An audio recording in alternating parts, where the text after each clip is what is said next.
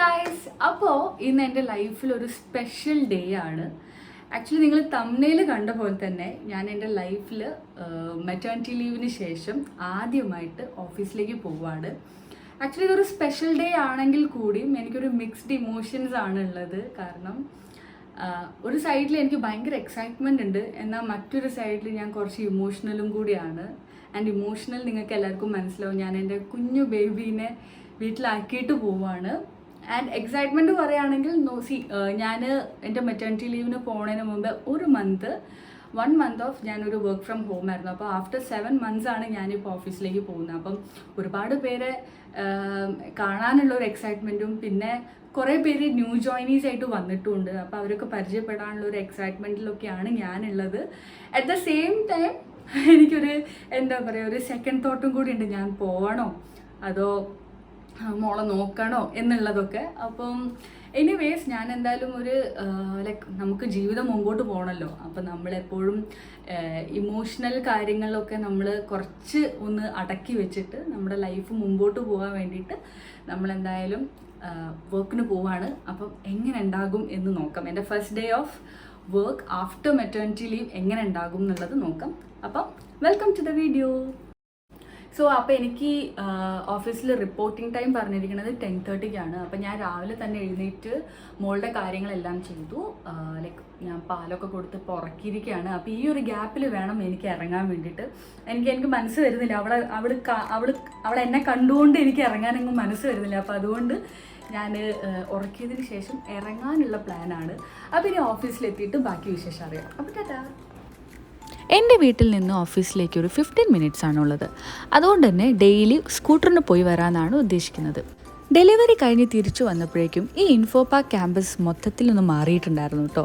പുതിയ ബിൽഡിംഗ്, പുതിയ പാർക്കിംഗ്, അങ്ങനെ ഒരുപാട് ചേഞ്ചസ് ആയിരുന്നു.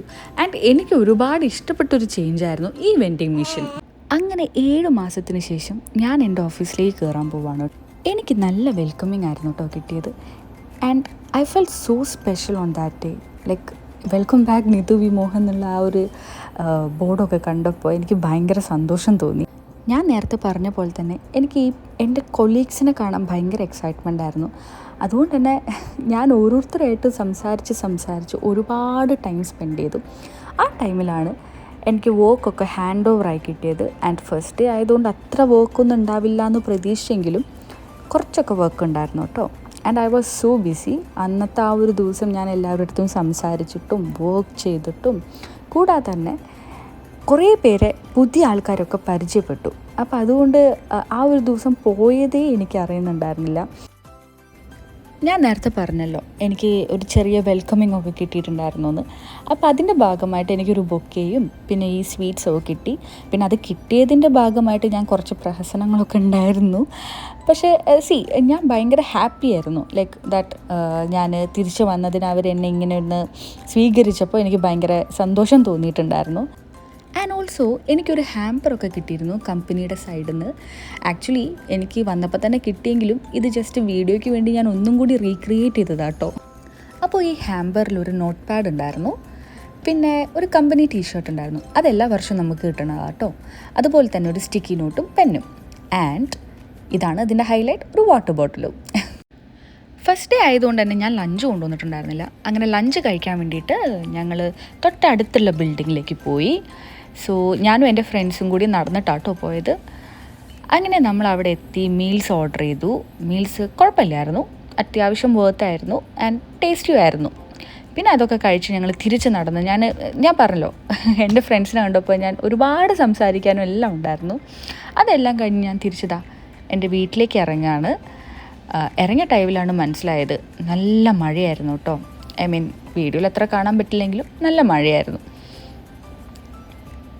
അങ്ങനെ ഞാൻ എൻ്റെ സ്കൂട്ടറിലേക്ക് നടന്ന് വീട്ടിലെത്തിയിട്ട് ഞാൻ വിചാരിക്കുന്നത് എന്നെ കാണുമ്പോൾ ചച്ചു ഓടി വരും. ഓക്കെ ഫൈൻ, ഓടി വരാൻ പറ്റിയില്ലെങ്കിലും അവൾ അറ്റ്ലീസ്റ്റ് ഒരു എക്സൈറ്റ്മെൻറ്റ് കാണിക്കുന്നായിരുന്നു.